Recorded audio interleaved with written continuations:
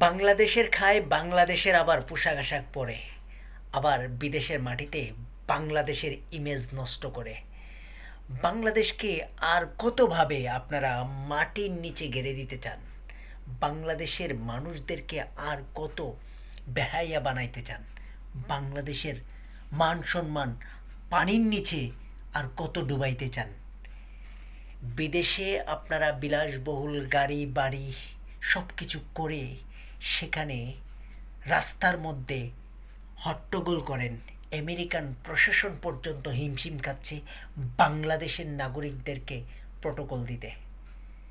বিএনপির মির্জা ফখরুল ইসলাম আলমগীরকে গাড়ির থেকে দেখা যাচ্ছে তিনি বের হবেন না গাড়ির ভিতরে বসে থাকবেন সেটা বোঝা যাচ্ছে যে বাংলাদেশের কিছু সামচিকা আওয়ামী লীগের কিছু লোকজন তারা রাস্তায় শুয়ে পড়ছে। আর কত বাংলাদেশের মান সম্মান ডুবাবেন? রাস্তায় শুয়ে পড়ে তারা অবরোধ করছে। এই হলো বাংলাদেশের অবস্থা।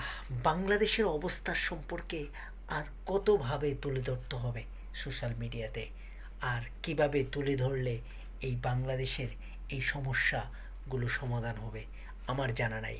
কারোর জানা থাকলে অবশ্যই এইভাবে আপনারা সোশ্যাল মিডিয়াতে জানাতে পারেন। তাহলে যদি কোনো নজরে আসে, কোনো দয়াবান ব্যক্তি যদি এটাকে পরিবর্তন করে দিতে পারে।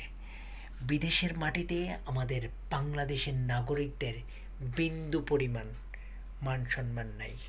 পারলে এই দেশকে ঘৃণা করে বিদেশের নাগরিকরা, বিদেশের প্রশাসন তো করেই করে, বিদেশের যারা সিনেটর আছে তারাও এই দেশকে বর্তমানে ভালোবাসে না, ঘৃণা করে, ঘৃণা